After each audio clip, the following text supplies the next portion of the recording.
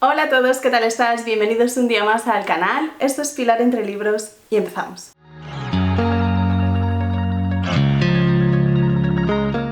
Es domingo por la mañana, mi casa está llena, están los niños, está mi suegra, está mi marido, así que me he venido al último rincón de la casa donde puedo grabar más o menos en silencio y es el dormitorio. Espero que no os importe y espero que no escuchéis por ahí jaleo, porque bueno, era mi último momento para grabar estos días. Voy a tener una semana un poco ajetreada y digo, bueno, o lo grabo hoy o esta es la semana que no tenemos vídeo. Así que digo, mira, me encierro en la habitación y les cuento. Y además hace un calor importante que ya tocaba, así que he abierto un poco la puerta de la terraza, del balcón. Espero que no se escuche mucho en el vídeo. Yo intentaré, si no, después modificarlo un poco, pero bueno, es lo que hay, eso, o me cuezo aquí con el foco y todo. Bueno, que esta semana os quiero traer un poco una recopilación de libros que tienen en común que todos están basados en hechos reales. Y es que, bueno, a raíz de El retrato de casada, de Maggie O'Farrell, estos libros poco a poco están teniendo mucha más visibilidad. Son libros además muy interesantes, por lo menos en mi opinión. Ya pasó con Hamnet y ya pasó con El retrato de casada, que bueno, es un poco algo ficcionado basado en un hecho real. No tiene que ser 100% una cuenta o no tiene que ser 100% que te cuente exactamente los hechos, cómo pasaron, porque bueno, eso a mí quizá me interesa menos. No me gusta que me expongan los hechos y ya está, para eso pues te lees una entrada de Wikipedia y andando. Pero sí que me gustan mucho los libros que ficcionan toda la parte que no se sabe, toda la parte que se quedó en el aire, todo lo que nunca se descubrió. Y esos son el tipo de libros que os vengo a traer hoy. Lo he dividido en dos partes. Primero os voy a hablar de los libros de esta temática que yo me he leído y luego os hablaré de libros que me quiero leer. Así que vamos a empezar primero con los que yo me he leído. Pero como siempre quiero recordaros que tengo una cuenta de Instagram en la que podéis seguir mis reseñas y ver las lecturas que hago, que se llama igual que el canal, Pilar entre libros. También, como siempre, en la cajita de información os dejaré mi link a Goodreads y los links de afiliados a Amazon para que podáis comprar los libros que aparecen en este vídeo, que ya sabéis si los compráis por ahí y yo me llevo una pequeña comisión, pero a vosotros no os cuestan más. No me enrollo más. Y empezamos. El primer libro del que os quiero hablar es uno que me leí hace mucho tiempo y es Paula, de Isabel Allende. Yo creo que uno de los temas más recurrentes que encontramos en este tipo de libros basados en hechos reales es, bueno, el fallecimiento de un ser querido. Yo creo que las personas que son hábiles con las palabras y las personas que pueden enhebrar más de 2 frases seguidas pasan su duelo o vuelcan su angustia y su dolor escribiendo.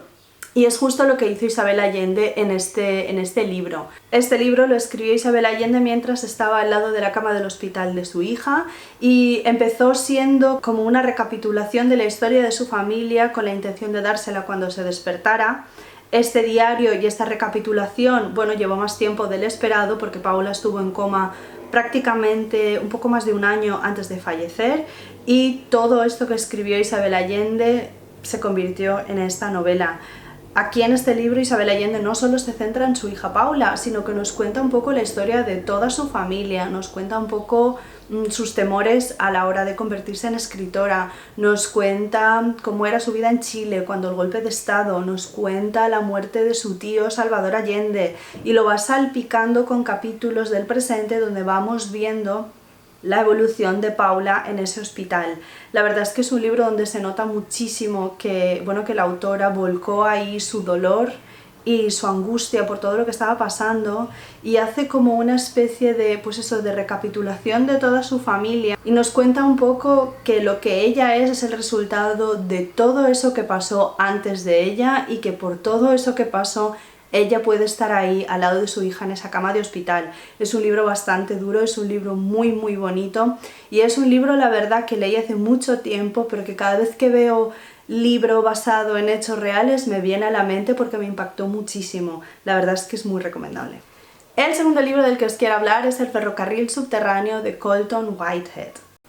Este libro nos cuenta o hace referencia a una red clandestina que hubo en el siglo XIX en Estados Unidos y Canadá, que se dedicaba a sacar esclavos afroamericanos de las plantaciones. Aunque se le llame el ferrocarril subterráneo, en realidad no era un ferrocarril. Lo que pasa es que los miembros de esta organización utilizaban términos ferroviarios para referirse a los diferentes papeles que cumplían dentro de esta red clandestina. Por ejemplo, los maquinistas eran estas personas que sacaban a los esclavos afroamericanos y les llevaban a pues casas seguras, o les proporcionaban mapas, o les decían cuál era la siguiente etapa del viaje. Los pasajeros eran los propios esclavos que sustraían de las plantaciones. Luego las estaciones eran las casas o los refugios donde los iban alojando y donde les daban comida, donde les daban asistencia médica y donde iban informándoles de la siguiente etapa a cubrir.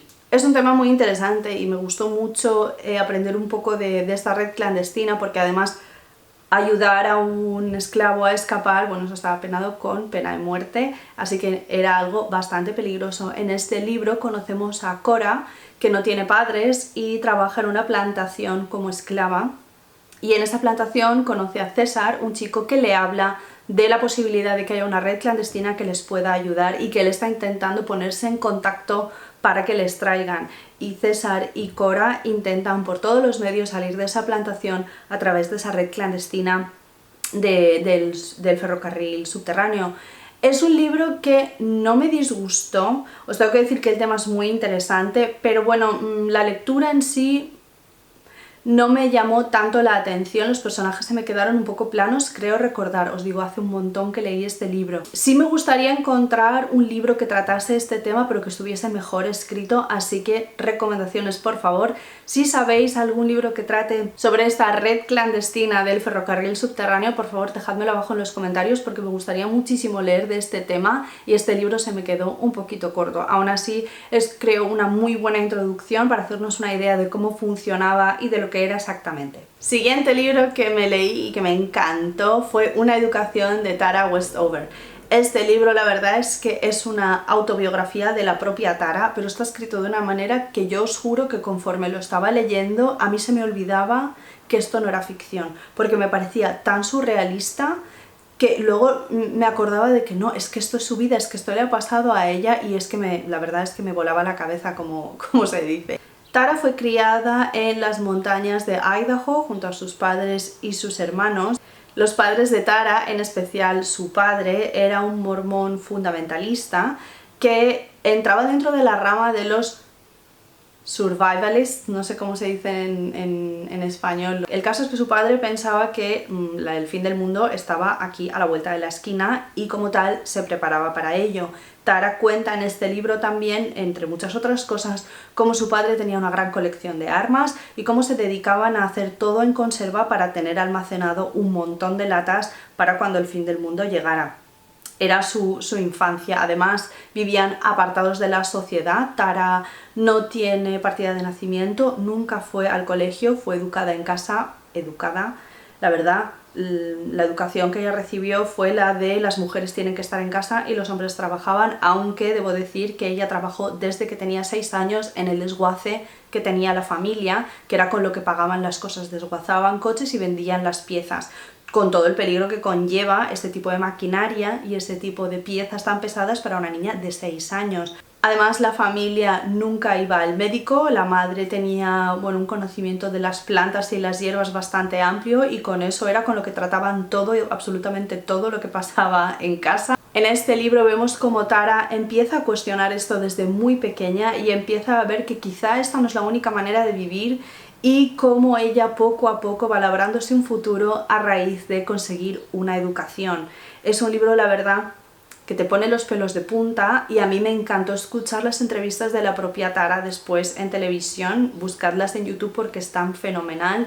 Es un libro de superación personal, es un libro de verdad muy muy fuerte que me encantó leer. Es que ya os digo, yo lo estaba leyendo y estaba alucinando de que esto fuera real, de que esto pudiera pasar y de que no fuera ficcionado. De verdad que es un libro que te deja con la boca abierta, además de estar fenomenalmente escrito, una autobiografía de verdad que vale mucho la pena leer.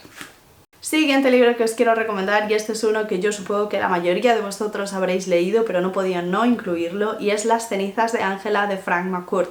Este libro hace muchísimos años que está por el mundo, me imagino que la mayoría de vosotros ya lo habéis leído, pero por si acaso sois de los pocos que no, os lo recomiendo de verdad encarecidamente. Es la autobiografía también del propio autor, del propio Frank, y nos cuenta su vida, su infancia, su adolescencia en Irlanda en los años 30.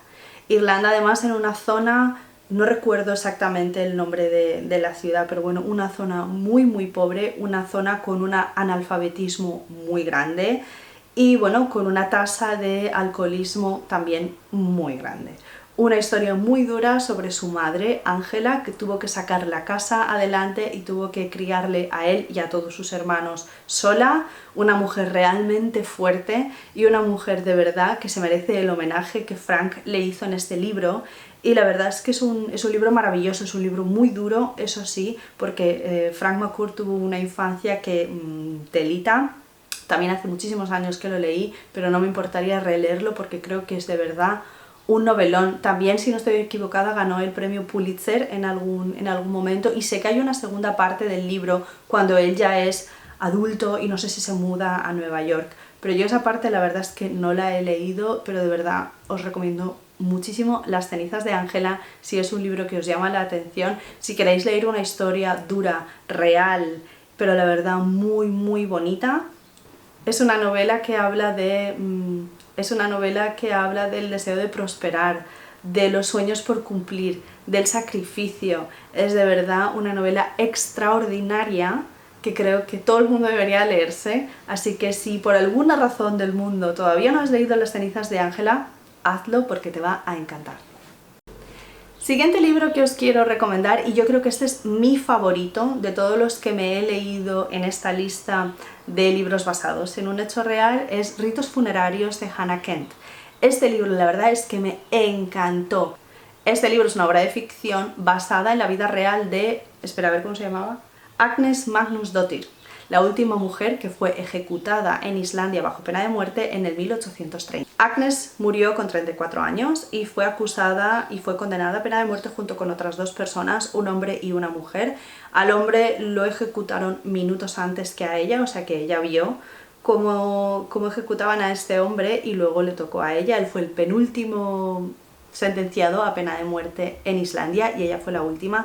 Y a la otra mujer que también estuvo condenada, como no estaba muy claro su papel en todo este asesinato del que los acusaban, la condenaron a cadena perpetua, pero no a pena de muerte. Estos son los hechos reales sobre los que se sustenta este libro. Además hay traducciones de actas judiciales, de informes y de, bueno, cartas. En Islandia no tenían cárceles, no tenían prisiones, porque los prisioneros que estaban sentenciados a pena de muerte los ejecutaban en Dinamarca, porque Islandia pertenecía a Dinamarca en ese momento. Entonces no tenían cárceles, no tenían sitios donde los prisioneros pudieran estar. Sin embargo, con estas tres personas quisieron hacer una excepción y quisieron dar un ejemplo y enseñar a la gente lo que les podía pasar si hacían o si cometían un crimen de estas características, con lo cual decidieron ejecutarlos allí mismo en Islandia. Al no haber cárceles, al no haber prisiones, esto presentaba un poco un problema y los sentenciados, entre ellos Agnes, tuvieron que alojarse en casas de personas esperando a que les llegara la pena de muerte. Así es como Agnes llega a la granja de una familia compuesta por el matrimonio y sus dos hijas. El marido es alguacil del gobierno o algo así, entonces no puede rechazar y no puede negarse a que Agnes se quede en su casa. Pero claro, vosotros imaginaos, poneros en la situación de esa familia. Es una mujer que está condenada a muerte por un asesinato y la tienes que tener bajo tu techo. No sabemos exactamente cuánto tiempo, porque todavía no estaba fijada una fecha de sentencia, y entonces ahí la tenían que tener en casa con sus 2 hijas adolescentes, con su mujer, con él, y además imaginaros en ese momento cómo eran las casas eran, esto está muy bien descrito en el libro, me encantó, era una habitación donde todos dormían juntos en el suelo con una cortina que separaba la zona de cocinar, ya está, es que esto eran las casas en Islandia así, ella tenía que dormir con la familia en la misma habitación. La verdad es que es un libro que me impactó muchísimo, me gustó mucho cómo cuenta la historia, me gustó mucho la historia de Agnes con esta familia, ellos entienden que tiene que quedarse ahí y que tampoco la pueden tener atada al pie de la cama. Y la ponen a trabajar en la granja y la ponen a trabajar con la familia y la vigilan. Y ella vamos viendo cómo empieza a entablar relaciones con las hijas, con la madre, con el granjero mismo, y vamos un poco conociendo a Agnes y su historia. Nunca sabremos, porque nunca estuvo claro, si realmente tomó parte en ese asesinato o no, y no es el fin de este libro. Pero la verdad es que es un libro maravilloso que me cautivó y me encantó. No es un libro rápido, tampoco es un libro donde pasen demasiadas cosas y es un libro donde ya sabes cómo va a terminar. Aún así os lo recomiendo muchísimo. Yo creo que de todos los que os he nombrado, este ha sido mi favorito 100%. Y el último libro de esta sección del que voy a hablaros es Hacia rutas salvajes de Jon Krakauer.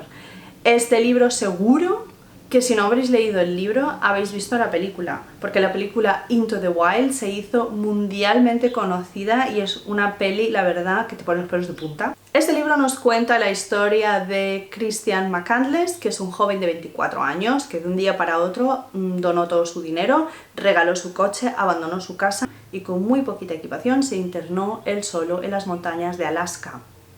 Su intención, su objetivo, según él decía, porque llevaba un diario, era vivir hacia rutas salvajes, vivir a lo salvaje y vivir en contacto con la naturaleza. En abril de ese mismo año, del 92, hizo un tramo de lo que se conoce como la Ruta de la Estampida, que es una zona de trekking, de acceso bastante peligroso además, que está situada en la zona de las montañas del Yukon, o de la bahía del Yukon. Ahí encontró un autobús abandonado y se instaló en ese autobús y ahí donde pasó la mayoría de su tiempo, pasó unos meses. Chris se dedicaba a cazar, se dedicaba a recoger semillas y bayas y hojas y eso es todo lo que comía y llevaba un diario. Ese diario se encontró junto con su cuerpo y la última entrada es del 12 de agosto. Jon Krakauer, el autor de este libro, se hizo muy conocido por hacer un documental sobre Christian McCandless y intentó reconstruir los últimos meses y también un poco la infancia de este joven. Saber qué motivos le impulsaron a hacer lo que hizo y qué pasó para que falleciera, porque creo además que lo encontraron muy delgado, no sé si pesaba 30 kilos cuando lo encontraron y no sé, se dice que murió de inanición. También está la teoría de que, bueno, comió algunas bayas o comió algunas hojas que eran venenosas y él no lo sabía. Era un joven muy inexperto y es una zona realmente peligrosa. A raíz de todo esto se hizo una película, como os he dicho antes, que se llama Into the Wild, que la verdad es que recomiendo un montón. A mí la peli me gustó mucho. Y bueno, pues gracias a esta peli se hizo muy conocida esta historia, tanto que el autobús donde vivió sus últimos meses Chris McCandless se convirtió como en una atracción turística y como ya os he dicho es una zona de muy difícil acceso, tanto que bueno, la gente que quería ir allí a ver el autobús, hubieron senderistas y hubieron montañeros que murieron en el intento. Por culpa de esto, bueno, pues las autoridades de Alaska en el 2020 se vieron obligadas a retirar ese autobús de esa zona, o sea que ya no está por allí. Un libro, la verdad, muy interesante y un libro, la verdad, en el que, bueno, se saben cosas gracias a la familia y gracias a los amigos y gracias al propio diario que llevaba Chris, pero nunca sabremos con exactitud qué es lo que fue en última instancia lo que acabó con su vida. Y bueno, en el autor yo recuerdo que el libro este no se pone ni de parte ni en contra de él, no le critica por lo que hizo, tampoco le alaba por lo que hizo, simplemente expone lo que pasó de la mejor manera posible para que cada uno pueda sacar sus propias conclusiones. La verdad es que es una historia muy interesante y que te deja un poco, pues a mí me dejó un poco en shock, la verdad, porque es una persona muy joven y bueno, me pongo también en la piel de esos padres que no le pudieron frenar y que, bueno, lo pasaron realmente mal. La verdad es que una lectura muy recomendable y la película, además, la adaptación está también fenomenal. Y ahora vamos a pasar a la lista de libros que me quiero leer que tienen esta premisa. Os podría hablar también primero de Los buenos, de Hannah Kent, que también es de la misma autora de Ritos funerarios, pero bueno, ese no lo voy a nombrar porque es muy conocido, pero bueno, Los buenos de Hannah Kent también me lo quiero leer. Os voy a hablar de A sangre fría de Truman Capote. Este libro lo tengo desde hace un montón de tiempo en mi lista de pendientes y por situaciones siempre lo había ido posponiendo.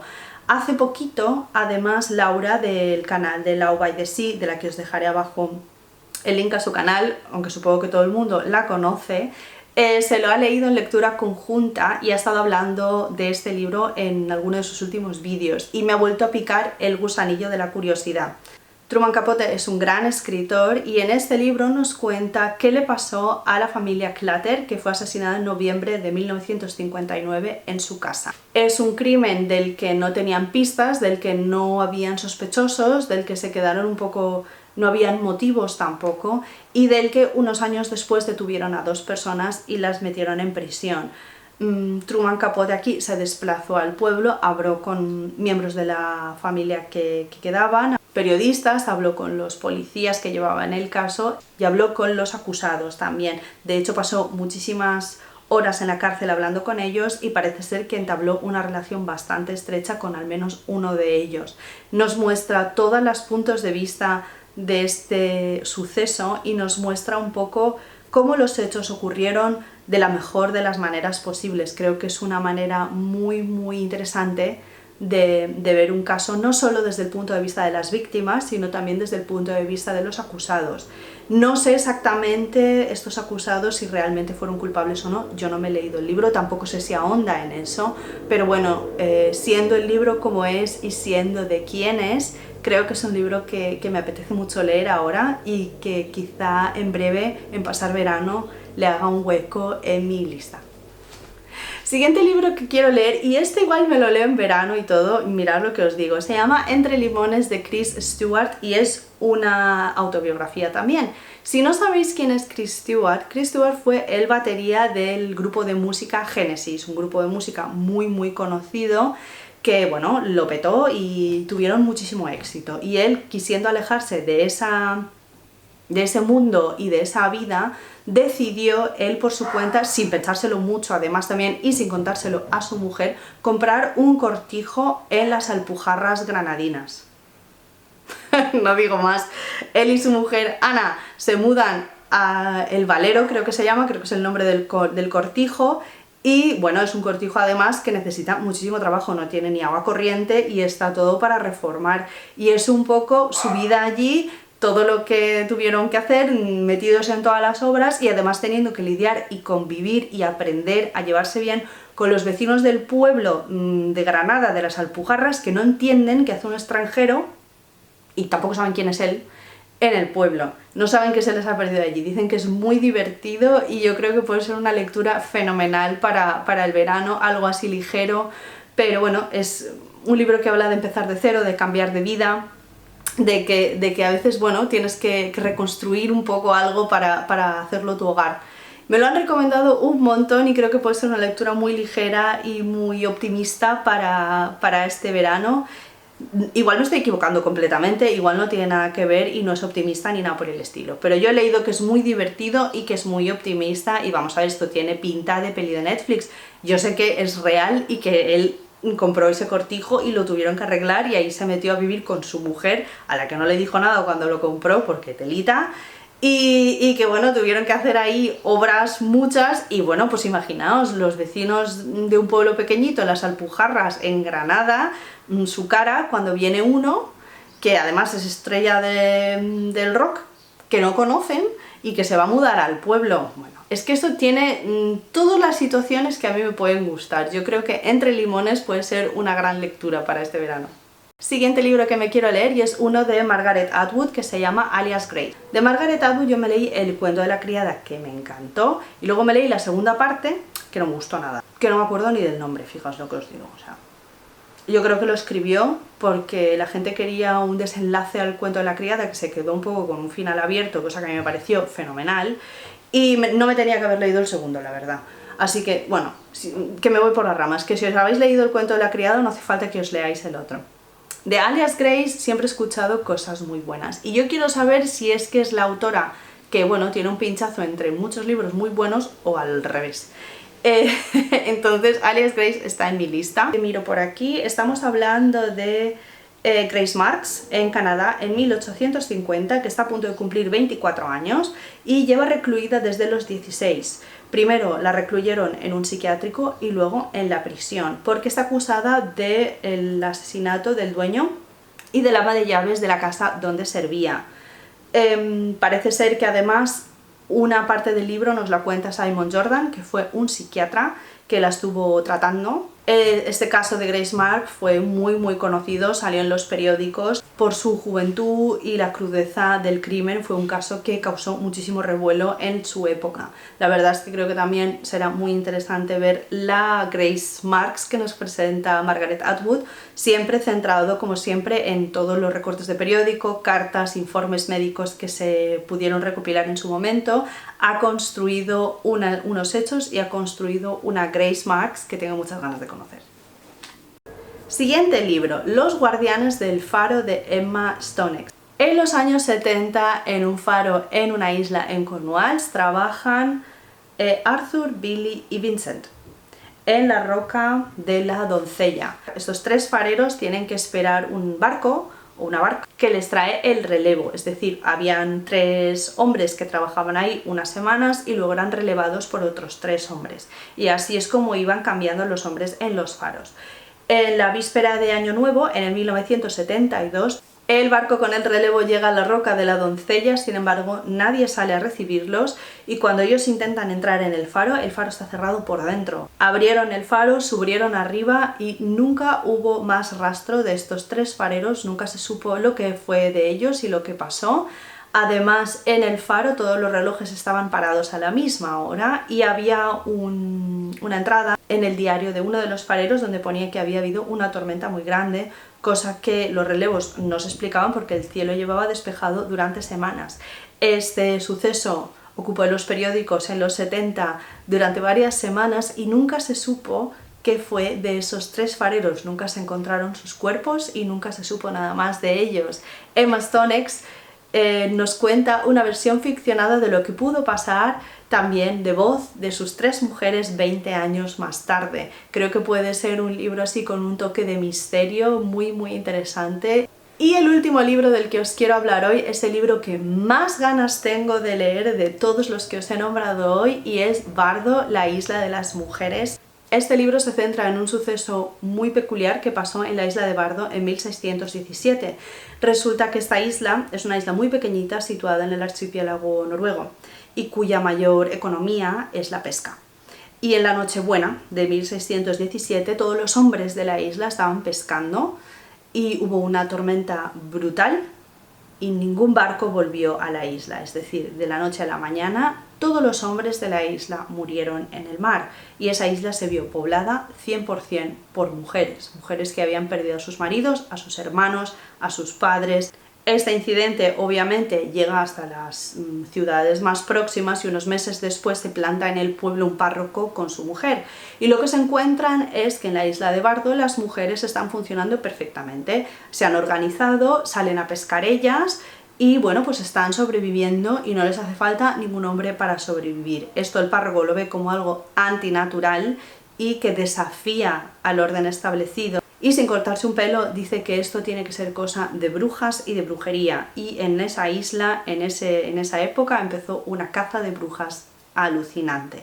Creo que es un hecho que puede ser muy interesante de leer. A mí todo este tema de caza de brujas me gusta mucho porque demuestra muchísimo el miedo que tenían esos hombres a que las mujeres pudiesen funcionar y todo lo que no fuera sometimiento a un hombre automáticamente era condenado y era acusada de brujería. La verdad es que creo que puede ser una lectura fenomenal y tengo muchísimas ganas de leer esta novela. La autora nos pone en la piel de varias de estas mujeres que viven en la isla, de cómo vivieron todo esto Y bueno, nos ofrece una visión ficcionada y una historia ficcionada basada en este hecho tan inusual y lamentablemente tan triste. Y nada, hasta aquí los libros de los que os quiero hablar esta semana. Espero que os haya gustado muchísimo el vídeo, dejadme en comentarios abajo si os habéis leído alguno de estos libros, si os pensáis leer alguno de estos libros o ¿cuál es vuestro libro favorito basado en hechos reales? Como siempre, recordarte que si no te has suscrito ya al canal, por favor lo hagas y que le des a la campanita si no quieres perderte ninguno de mis vídeos y nos vemos la semana que viene. ¡Chao!